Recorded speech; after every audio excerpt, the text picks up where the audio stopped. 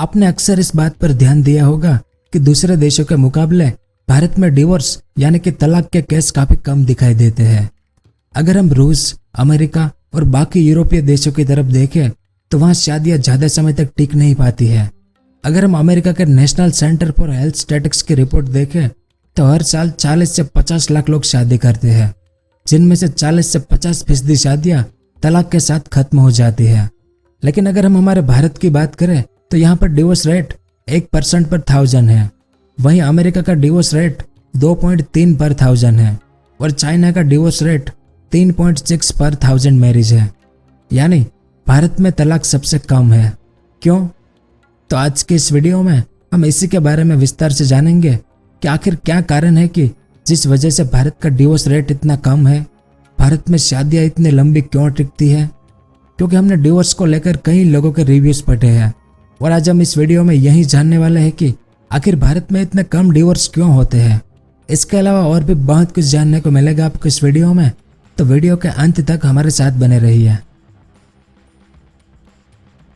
तो हमारे भारत में हमें डिवोर्स के मामले काफी कम ही सुनने को मिलते हैं, लेकिन जब हाल ही में समांथा और आमिर खान के डाइवोर्स की खबरें आई तो लोगों ने इसे काफी चर्चा में लिया था। भले ही हम फिल्म स्टार के डिवोर्स की खबरें सुनते आए हैं, लेकिन उसके बाद भी भारत में डिवोर्स रेट काफी कम है। अब इसका यह भी मतलब नहीं है कि ऐसा हमेशा से चलने वाला है, क्योंकि बदलते समय के साथ ऐसा भी हो सकता है कि हम वेस्टर्न कंट्रीज का रुख अपनाने लगे। वैसे इसकी शुरुआत तो हो चुकी है। जैसा वेस्टर्न लोग करते हैं उसकी कॉपी हमें भारत में भी देखने को मिलने लगी है और जिसका परिणाम हमें आने वाले समय में जरूर देखने को मिलेगा।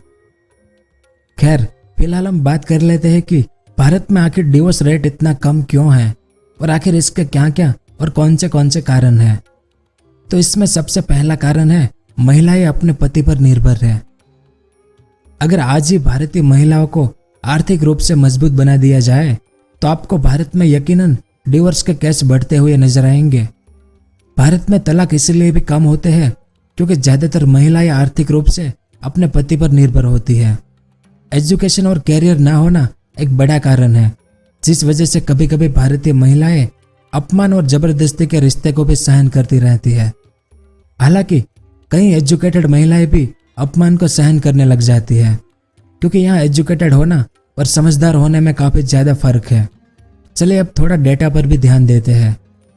साल 1990 के समय भारत में वुमेन लेबर फोर्स यानी नौकरी करने वाली महिलाएं 30% के करीब हुआ करती थी।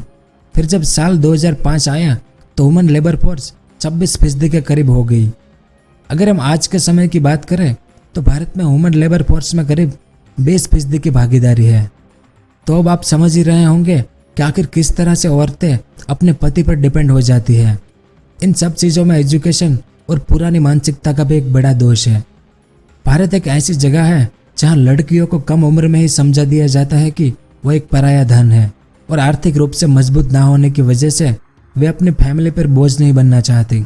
यानी भारत में यह बहुत जरूरी है कि महिलाओं को आर्थिक रूप से मजबूत बनाने पर ध्यान दिया जाए और भारतीय महिलाओं को परिवार के सपोर्ट की काफ़ी ज़्यादा ज़रूरत है और अगर उन्हें वो मिल जाए तो शायद आपको तस्वीर काफ़ी अलग ही देखने को मिलेगी। तो पति पर निर्भर होना भी एक बड़ा कारण है भारत में सबसे कम तलाक का। दूसरा कारण है भारत में विवाह और तलाक अभी भी वर्जित है। भारत में मैरिज और डिवोर्स एक ऐसे सब्जेक्ट है जिसके बारे में लोग खुलकर बात नहीं करते हैं। खास तौर पर भारतीय महिलाएं कभी भी इस बारे में चर्चा नहीं करती है। हाँ, बड़े शहरों की बात अलग है, पर भारत की ज्यादातर आबादी आज भी गांव और छोटे छोटे शहरों में रहती है। यानी भारत एक ऐसी जगह है जहां अपनी खुशी से पहले समाज को देखा जाता है। अगर हम वेस्टर्न कंट्रीज की तरफ देखें तो वहां शादी को लेकर उनकी अपनी चॉइस होती है और उनके माता पिता भी उनकी चॉइस का समर्थन करते हैं। लेकिन अगर हम भारत की बात करें तो यहाँ के इंडिविजुअल की अपनी चॉइस बहुत कम होती है, बल्कि माता पिता और रिश्तेदार ये डिसाइड करते हैं कि आपको किससे शादी करनी है। ये सिर्फ शादी को लेकर ही नहीं है, बल्कि भारत में लव मैरिज को लेकर भी कोई खुलकर माता पिता से बात नहीं कर पाता है। ऐसे में कई लोग अपनी मर्जी के बिना शादी कर लेते हैं समाज और माता पिता की खुशी के लिए। तो आप ये खुद अंदाजा लगा सकते हैं कि जब कोई अपनी मर्जी से शादी नहीं कर सकता तो वो तलाक अपनी मर्जी से कैसे ले सकता है। आप इसे ऐसे भी समझ सकते हैं कि साल 2018 में भारत के अंदर करीब 1,60,000 घरों में एक सर्वे कंडक्ट किया गया था, जिसमें 93% घर ऐसे थे जहां अरेंज मैरिज हुई थी, क्योंकि भारत में इस बात पर ध्यान दिया जाता है कि 4 लोग क्या कहेंगे। और भारत में डोमेस्टिक वायलेंस से जुड़े कई केसेस भी आते हैं, लेकिन फिर भी तलाक के मामले इतने कम हैं, क्योंकि अभी भी शादी के बंधन को समझना और एक दूसरे का जिंदगी भर सहारा बनना, इस बात को भारतीय लोग अच्छे से समझते हैं। उसके बाद तीसरा कारण है जेंडर रोल्स। अगर हम भारत में देखें तो यहाँ महिला और पुरुषों के काम को पहले ही निर्धारित किया जा चुका है। जैसे महिला घर का काम करेगी, बच्चों की देखभाल करेगी और घर की देखभाल करेगी, और पुरुष बाहर जाएंगे और पैसा कमा कर लाएंगे। यानी महिलाओं को सभी काम करने होते हैं बिना उसके पति की मदद लिए। भारत में देखें तो महिलाओं के लिए कई तरह की स्कीम दी जाती है। उन्हें शिक्षा, धन और बाकी चीज़ों में छूट दी जाती है, लेकिन उन्हें आर्थिक आज़ादी के रूप में मजबूत बनाने पर ध्यान ही नहीं दिया जाता। ऐसे समय में कभी कभी जरूरत होने पर भी महिलाएं तलाक नहीं दे पाती है, क्योंकि उनके ऊपर सामाजिक और आर्थिक दबाव होता है। इसी वजह से महिलाएं अपने करियर को छोड़कर घर के कामों में लग जाती है, क्योंकि समाज में महिलाओं के करियर से ज़्यादा विवाहित जीवन में बने रहना ज़्यादा महत्वपूर्ण होता है। फिर चाहे महिलाओं ने अपना करियर बनाने में कितनी भी मेहनत क्यों ना की हो। तो क्या भारत में महिलाएं सिर्फ घरेलू कामकाज या बच्चा पालने के लिए बनी है? और क्या पुरुष अपना ध्यान खुद नहीं रख सकते? आपकी राय इस बारे में क्या है? हमें नीचे कमेंट करके जरूर बताएं। अगला कारण है भारत की धीमी कानून व्यवस्था।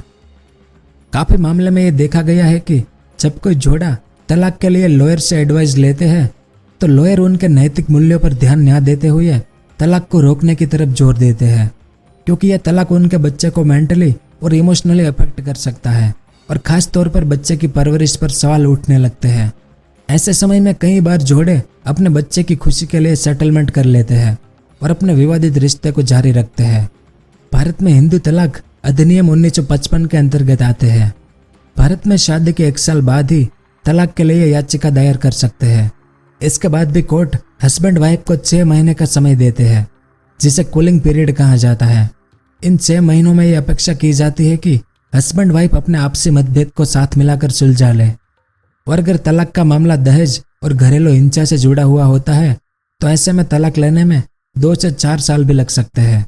यानी भारत की धीमी कानून व्यवस्था की वजह से यहाँ आसानी से तलाक ले पाना भी कभी कभी एक मुश्किल काम हो जाता है। उसके बाद अगला कारण है सामाजिक दबाव। भारत में कम डिवोर्स होने के मेनली यही कुछ कॉमन कारण देखने को मिलते हैं, जिसमें आते हैं हमारे संस्कार, समाज, परिवार और देश का कानून। भारत में पति को परमेश्वर की तरह देखा जाता है या देखा जाता था, इसलिए संस्कार सबसे बड़ी वजह होती है जिससे ज्यादातर तलाक नहीं हो पाते हैं। ऐसे में पुरुष और औरत अपने और अपने परिवार की इज्जत का भी काफी ध्यान रखते हैं। अगर हम लोअर फैमिली को देखें तो शायद उन्हें सामाजिक दबाव कुछ ज्यादा ही झेलना पड़ता है, क्योंकि मान लीजिए अगर तलाक दे भी दिया जाए तो शायद बाद में उस औरत को या उस पुरुष को मुश्किल से ही कोई अपनाएगा, क्योंकि यहाँ तलाक के बाद महिला और पुरुष पर कई सवाल उठाए जाते हैं, जैसे कि लड़के में ही कुछ कमी होगी या लड़की के चाल चलन अच्छे नहीं होंगे। यानी जब समाज में नकारात्मक बातें फैलती है तो दूसरा रिश्ता मिल पाना भी मुश्किल हो जाता है। और एक तरफ लड़कियों को कम उम्र में ही सामाजिक दबाव झेलना पड़ जाता है, जैसे कि औरतें तो पराया धन है। ऐसी काफी मानसिकता भी हमें देखने को मिलती है कि जब लोग बोलते हैं कि जल्दी से शादी करवा दो वरना हाथ से निकल जाएगी, और कॉलेज के बाद से ही शादी का प्रेशर बना दिया जाता है। अब ये बात भी काफी हद तक सही है कि भारत में औरतों के करियर से ज्यादा उनकी शादी इम्पोर्टेंट होती है, क्योंकि विवाह का बंधन भी एक पवित्र रिश्ता है, पर हर सिक्के की 2 पहलुएं होती है। यानी हर व्यवस्था में कुछ फायदे तो कुछ गैर फायदे भी होते हैं।